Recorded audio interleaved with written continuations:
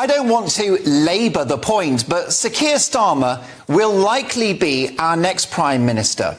And while the Tories have made a Horlicks of the last few years, and whilst I myself have voted Labour in the past, and I don't rule out doing so in the future, let me tell you that 5 years of socialism is not the answer. Take a look at just one policy, Labour's petty and spiteful plan to price poorer families out of an elite education by adding VAT to private school fees. This disastrous and damaging policy hasn't even begun, and yet it's already doing damage. The Times newspaper report that the number of children joining private schools has dropped by the largest proportion in more than a decade, as parents make the judgment they will no longer be able to afford these higher fees. This exodus is expected to grow. Now, you could say that these people are in a decent income bracket, so tough luck. But here's the problem. Where are those kids going to go? These aspirational middle-class families will instead buy properties in affluent areas and take up pupil places at high-quality state schools in the public sector. This will deprive poor kids whose families cannot afford to live in affluent areas from going, for example, to a top grammar or selective school. Poorer kids who don't live nearby or who don't have access to expensive tutors to pass the entrance exams will get shunted to their local Bash Street Comprehensive. Academic experts have also said that this cruel policy will lead to some private schools closing, at which point a flood of these children will need to be educated by the state. And this comes at a cost of almost £10,000 a year to the UK taxpayer per pupil.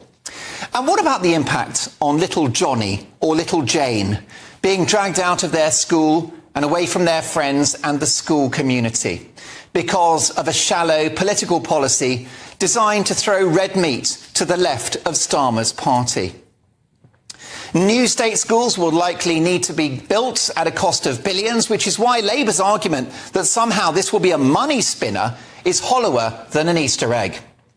Well, this ludicrous policy of taxing education is the brainchild of the leader of the opposition, Sir Keir Starmer, who, with a brass neck wider than Mike Tyson's, said this week that he wanted to get away from gesture politics.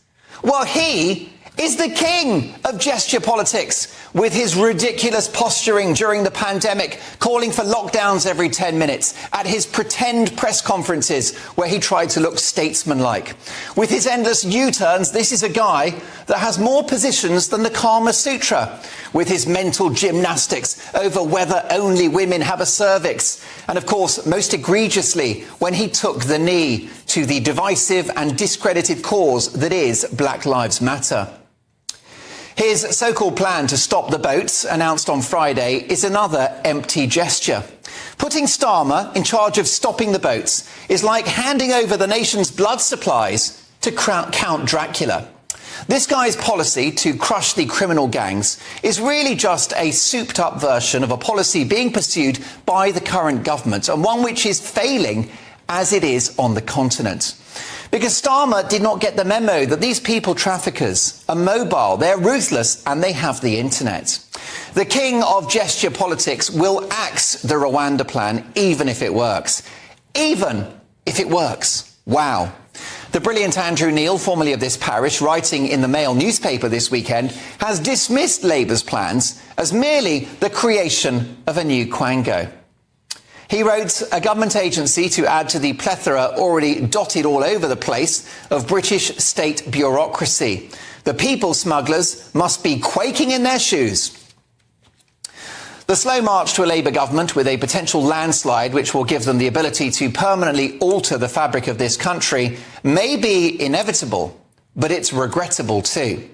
The Rwanda plan is already working. Ask the Irish government. There is now momentum in the economy. Inflation is falling faster than Harry Kane in the penalty box. And according to the head of the Office for National Statistics, the economy is going, and I quote, gangbusters. We've got the highest growth in the whole of the G7, ahead of the United States, of Italy, of France, and of Germany. What will Labour do? Boost union power, which means more strikes. They will burden employers with extra costs and red tape and yield to the union barons' inflation-busting, unaffordable wage demands. The Tories have discredited themselves, with Boris Johnson yielding to the prophets of doom at Sage in order to destroy the country with those ruinous and failed lockdowns. And we all know about Liz Truss's mini-budget and her short premiership, which failed to outlive a salad. But we've now finally got a decent Prime Minister who we are about to consign to the dustbin of political history. Something, mark my words, we will come to regret. Yes, the Tories have been awful, but replacing Sunak with Starmer is like replacing your less than perfect boyfriend with someone even worse. Someone with tattoos, a motorbike, and who still lives with his mother. Britain has got many problems, but the answer is not a Starmer-led Labour government. I hate to break it to you, but history shows socialism doesn't work. Unfortunately, people have short memories.